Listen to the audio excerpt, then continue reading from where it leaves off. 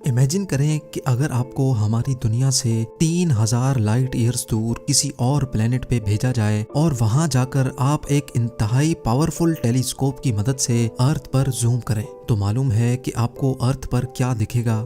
हैरत अंगेज तौर पे आपको अर्थ का वो दौर नजर आएगा जो आज से 3000 साल पहले हुआ करता था, यानी वो दौर जब एंशिएंट इजिप्शियंस पिरामिड्स बनाया करते थे। इसका मतलब ये हुआ कि ये पावरफुल टेलीस्कोप आपके लिए एक टाइम मशीन का काम करेगा। बेशक आप 3000 साल पहले वाले अर्थ पर जा तो नहीं सकेंगे, लेकिन आप उसको देख जरूर सकेंगे।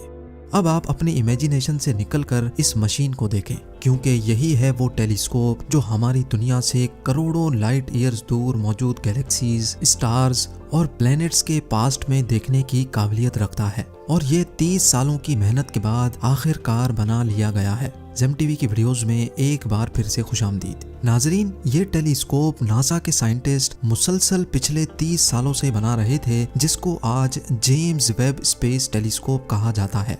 $10 बिलियन या फिर 75,000 करोड़ रुपए खर्च करके बनाया जाने वाला ये टेलीस्कोप हजारों इंजीनियर्स की खून पसीने की मेहनत का नतीजा है। ये दुनिया का सबसे पावरफुल और सबसे ज्यादा कॉम्प्लेक्स टेलीस्कोप है, जो यूनिवर्स में करोड़ों अरबों साल पहले होने वाले वाकयात को देख सकेगा। और इसी वजह से कई साइंटिस्ट इसको टाइम मशीन का नाम भी दे रहे हैं। नासा के पास अब एक ऐसी चीज आ चुकी है जिसके जरिए अर्थ और इस यूनिवर्स के पोशीदा राजों से अनकरीब पर्दा उठने जा रहा है।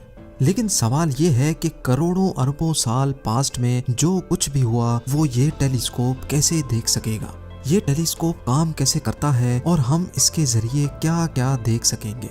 इन सवालात के जवाब जानने के लिए जरूरी है कि पहले हम ये जानें कि हमें चीजें नजर कैसे आती हैं। जब हम किसी अंधेरे कमरे में दाखिल होते हैं, बेशक हमारी आंखें उस वक्त खुली हों पर हमें कुछ नजर नहीं आता, लेकिन जैसे ही कमरे में लाइट ऑन की जाती है तो हमें सब कुछ दिखना शुरू हो जाता है। इसका मतलब ये हुआ कि जब कमरे में अंधेरा था तब वो तमाम चीजें वहीं मौजूद थीं पर हमें नजर नहीं आ रही थी। लेकिन लाइट ऑन होने के बाद जब लाइट उन तमाम ऑब्जेक्ट से रिफ्लेक्ट होकर हमारी आंखों पर पड़ी, तब हमें सब कुछ दिखना शुरू हो गया। यानी हमारे किसी भी चीज को देखने के लिए लाइट बहुत ज्यादा इम्पोर्टेंट होती है। लाइट जो कि 3 लाख किलोमीटर्स पर सेकंड की स्पीड से ट्रेवल करती है, उसको एक छोटे से कमरे के अंदर फैलने में तो जरा सी भी देर नहीं लगती। लेकिन जब यही लाइट हमारी इतनी बड़ी यूनिवर्स में फैलती है तो जाहिर है इसको भी एक जगह से दूसरी जगह जाने में टाइम लगता है। चांद और अर्थ के दरमियान तकरीबन 3,84,000 किलोमीटर का फासला है। सूरज की रोशनी चांद से टकराकर जब अर्थ तक पहुंचती है तभी हमें चांद नजर आता है, और ये रोशनी चांद से अर्थ तक पहुंचने में 1.25 सेकंड लगाती है। इसका मतलब ये हुआ कि जो चांद हम देख रहे होते हैं वो असल में चांद का 1.25 सेकंड पुराना वर्जन होता है। ये तो रहा चांद जो अर्थ से काफी करीब है। दूर जो चमकता तारा आप देख रहे हैं ये है सैटर्न, जो कि हमारे ही सोलर सिस्टम का एक प्लेनेट है। अर्थ से लेकर सैटर्न तक का फासला करीब 160 करोड़ किलोमीटर्स है। लाइट जो कि 3 लाख किलोमीटर्स पर सेकंड की स्पीड से ट्रेवल करती है, इसको सैटर्न से अर्थ तक आने में पूरे 5333 सेकंड या फिर 1.5 घंटा लग जाता है। यानी सैटर्न जो कि हम अर्थ से देख रहे होते हैं ये असल में सैटर्न का 1.5 घंटे पुराना वर्जन होता है। अगर इस वक्त सैटर्न टूटकर 2 टुकड़े भी हो जाए तब भी हमें 1.5 घंटे तक ये ऐसे ही दिखता रहेगा। तो यानी ये कहा जाए कि हम सैटर्न के पास्ट में देख रहे होते हैं तो ये भी गलत नहीं होगा। स्पेस साइंटिस्ट और एस्ट्रोनॉमर्स स्पेस में डिस्टेंस को किलोमीटर्स में नहीं बल्कि लाइट ईयर्स या फिर लाइट आवर्स में नापते हैं।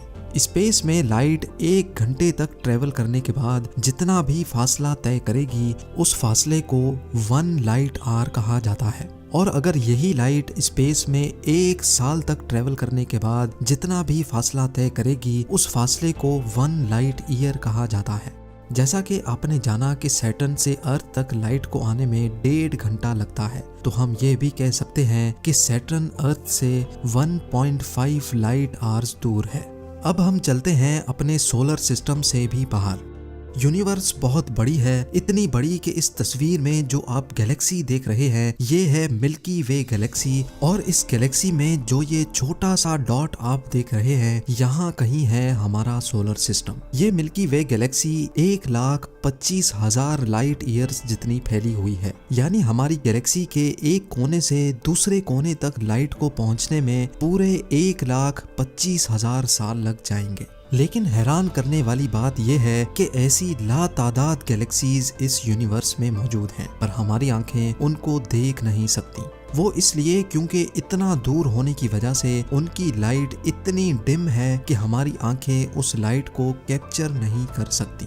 लेकिन फिर भी अगर इन गैलेक्सीज और इनमें मौजूद प्लैनेट्स को देखना हो तो फिर इस्तेमाल किया जाता है टेलीस्कोप को। टेलीस्कोप के अंदर कर्व्ड शेप का मिरर लगा होता है जो थोड़ी सी भी लाइट को एक पिन पॉइंट फोकस पर रिफ्लेक्ट करता है, जिससे बहुत धीमी लाइट भी मल्टीप्लाई हो जाती है।